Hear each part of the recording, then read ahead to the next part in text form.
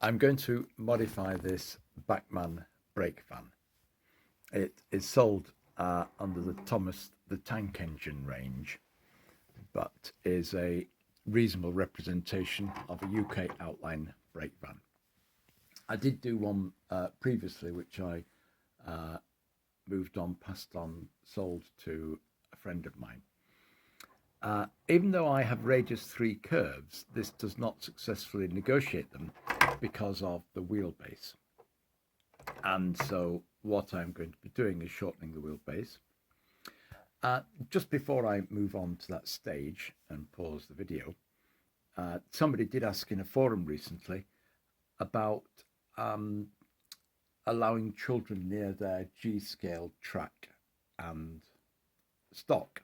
Well, if you've got the Bachmann trains built for the Thomas the Tank Engine range, then they are really quite robust and solid. The alternative would be Playmobil, and the Playmobiles are really quite substantial and solid.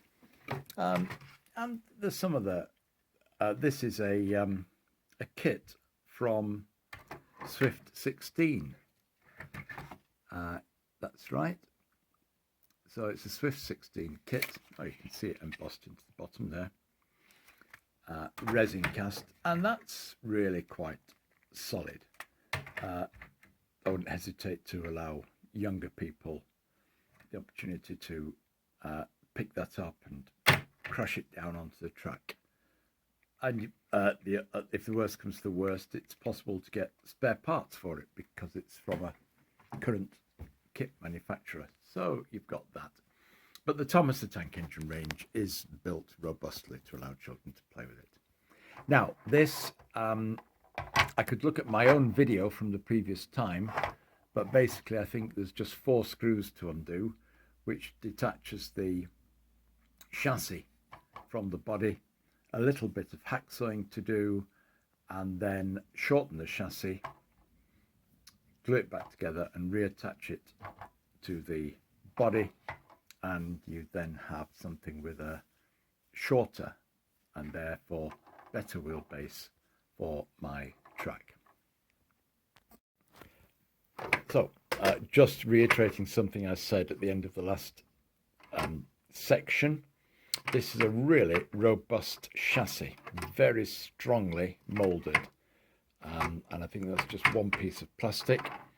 And then what you have is the upper body and the floor of the cabin part. And in order to take the ends, which have got the representation of the weights on at the end, the heavier weights that go onto the chassis to allow it to have more braking traction. If I remember correctly, I took out the other 4 screws, separated that off so I could hacksaw it apart. I hacksaw the end pieces off before shortening the chassis. Then cut out the middle part of the chassis, shorten it, screw the lot back together again, or glue it on, and there we go. So this piece has been cut out of the middle of the chassis. These end pieces have been cut off the floor of the van. They've been cut off the floor. That's been cut out of the middle of the chassis. Now I've just bridged the center with a piece of MDF. Use anything. I'm just using Yoo-hoo as the adhesive to glue the MDF to the plastic as a bridging piece across the chassis. All sorts of things that could be done. You could put a strip of steel on the inside of that side beam of the chassis. That would make it nice and straight. The main thing is ensuring, because the line down the middle that you cut down the middle is as straight as I can get it with my you've not got the same levels, so getting a line across with your tri-square is a bit problematical. Anyway, so on one, if I turn it round, you'll be able to see what I'm talking about. All right, so you might be able to see a little gap down there, and at this side you can't see it, so it's fairly closed. So I've got in total half to a millimeter's worth of error. I've just put some white putty, which is going off in the tube, into that gap there, which you can file down and paint. It wouldn't be a bad idea to reinforce across there with a piece of plastic card and glue, and then paint it black just underneath that sole bar or step. I think it's a step. Yeah, that's a running board, isn't it? That's the sole bar at the other side. But anyway, could reinforce across there. That would help because you've got the middle piece, and then this on here provides you with an extra degree of stiffness because of the fact that you've got the depth then associated with it, which is what gave the chassis great strength in the first place. Is the made it a very rigid and strong chassis. And then all we have to do is reattach this to the body. What I've done also is I've just glued the door, cut and glued the door in an open position.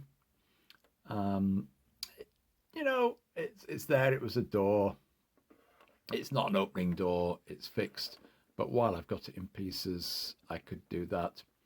The other thing that I hadn't planned, but you seeing this can plan, is to be able to place perhaps some batteries inside, a way of turning the batteries on and off, and wiring it up for a rear lamp, perhaps even a flashing red light at the back, and putting some lamps onto it. But really what I thought I need to do is 3D print some more lamps, or get hold of some lamps, and then wire it up so you can have a working rear light on there. That would be a great little addition, I think, to it. But there we go. Actually, you know what? Once that's there, it would be better if the battery was in the middle underneath and accessible, complete with its little on-off switch. So the wiring could actually go from that round the outside and up there, so you might not be located inside the cabin.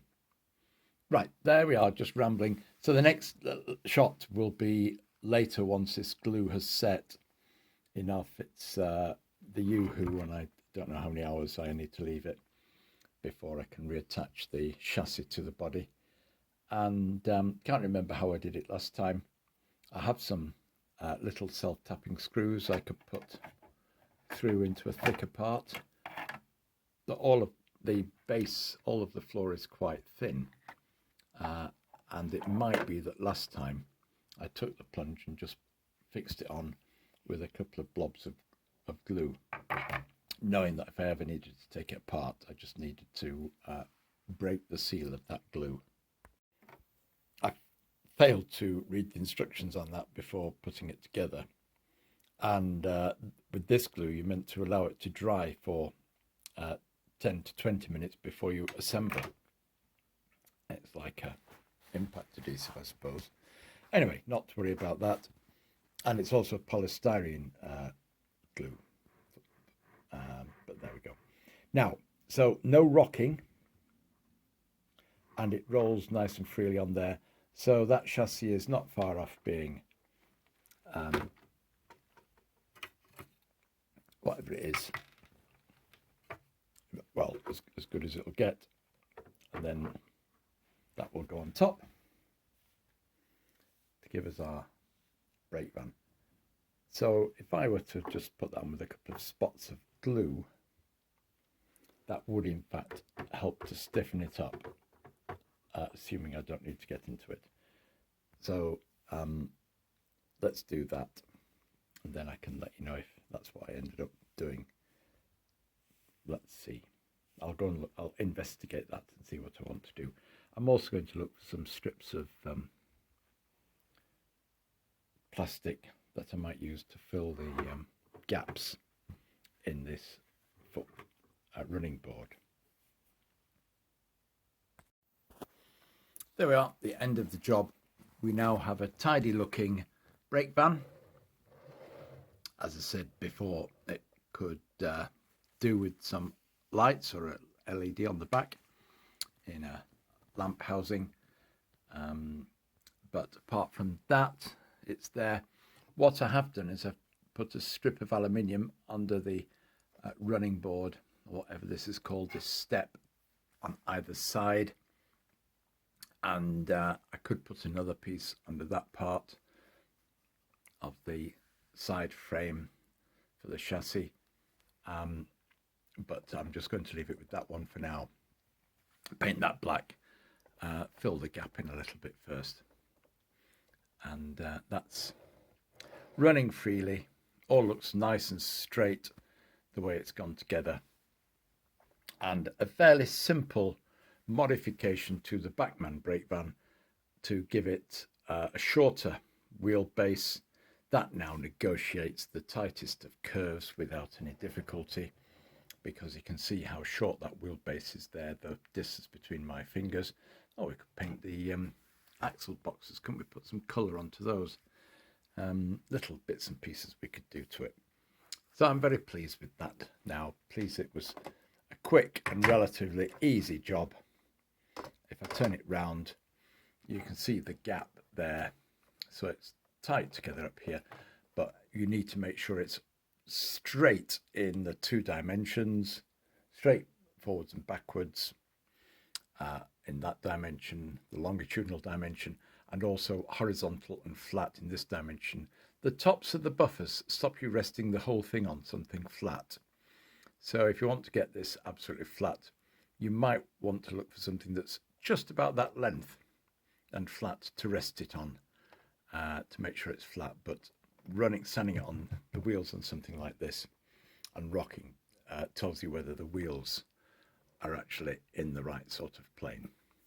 I don't know what you think of it. You might think it's butchered something, but it's horses for courses, and that will fit my purposes very nicely.